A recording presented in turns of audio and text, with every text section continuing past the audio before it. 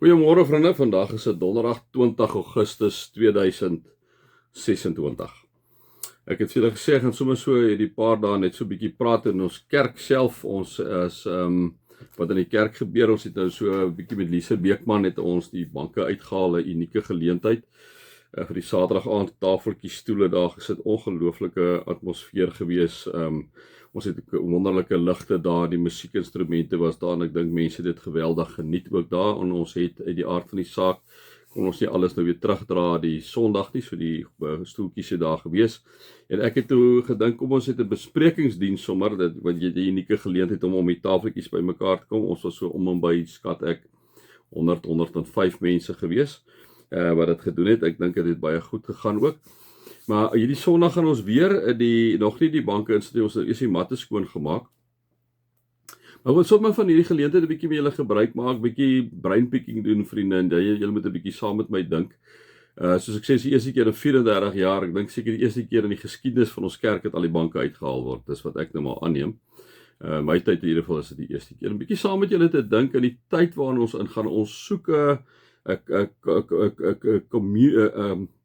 hoe sal ons sê, jy soek 'n lekker saampraat gesels tipe van omgewing, met 'n koffie in die hand en daai tipe goed. Ons die plek wat ons wil bou tussen die kerk en die saal, weet ek nie wanneer dit gaan realiseer nie, want dit gaan omtrent 4 miljoen kos om dit te doen met die toilette se opgradering. En toe ons nou na hierdie goed kyk, het ek ook vir Atiele gesê, maar kom ons hou hierdie week dit weer in die kerk. Ons gaan die diens hou. Ons gaan nie net nou ons gaan nie 'n besprekingsdiens hê nie.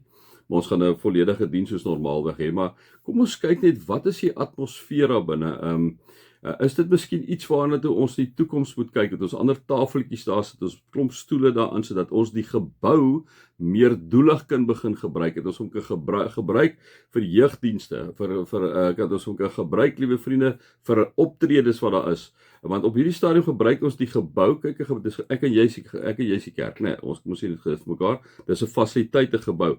Ons gebruik om 1 uur 'n week. As ons kyk op hierdie stadium na ons finansiële uitgawes in terme van geboue en die onderhoud van geboue, moet ons dit miskien weer 'n bietjie na dink, en dis hoekom ek nou vir julle inbring, dink 'n bietjie saam met ons daar, wat is julle opinie?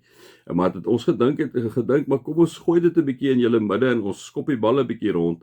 Dink julle nie, dit kan miskien 'n goeie ding wees dat ons die banke vervang, tafeltjies daar sit, mooi stoele daar sit, lekker sagte stoele wat jy kan, sodat jy hom meer doelig kan gebruik nie. Dis maar net iets wat ek in julle midde projekteer. Ons gaan hierdie Sondag weer so sit, net nie met die sagte stoele nie, so die kerksaalstoele wat ons daar so het, maar net om julle 'n idee te gee. As ek kon, sou ek die volgende 4-5 weke dit so hou, net dat almal die geleentheid kan hê om dit so te belewe, maar ons poog daarin, ons sal kyk, ek sal 'n bietjie Sondag met julle die kerk praat, hoe julle voel, miskien kan ons hom nog so 2 weke daar hou, die banke, maar dit nogal 'n groot doel is om hom uit te haal. Maar dink 'n bietjie saam, vriende, ek praat sommer op hierdie forum met julle, ek weet baie van julle luister na die dagstukkies, maar dink 'n bietjie saam met ons ook daaroor. Here, dankie dat ons U ken en dat U ons God en Vader is. Amen. En mag daar vir julle genade en vrede en oorvloed wees, omdat julle God ken, Jesus ken en die Heilige Gees ken.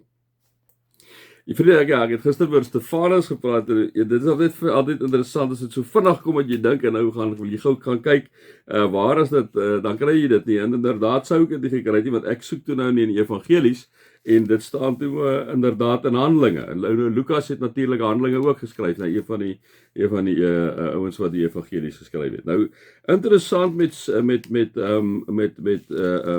Stefanus, hy het natuurlik 'n toespraak gelewer en vir hierdie mense baie mooi vertel wat hy die hele geskiedenis eintlik opgesom.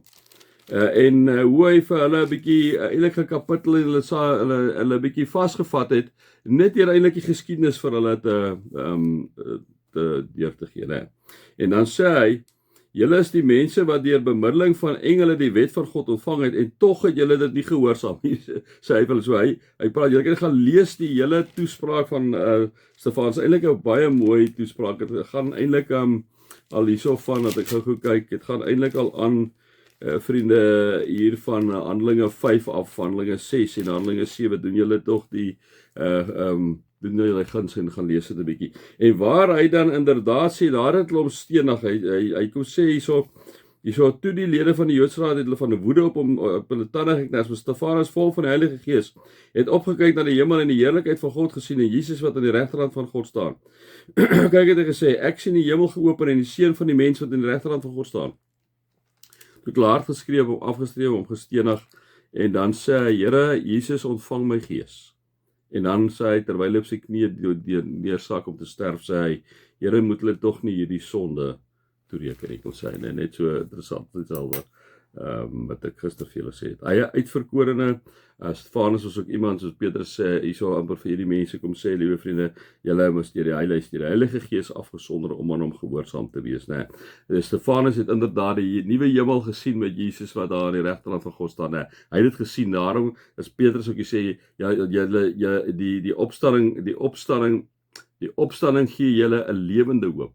Dit het Stefanus al reeds so belewe, né? En dan het hy ons gister vir mekaar gesê, wees veral bly wanneer jy beproef word, want die egtheid van die geloof word getoets soos die suiwerheid van goud ook getoets word, né? En dan sê hy hierso hierso van vers 9 af, hom het julle lief.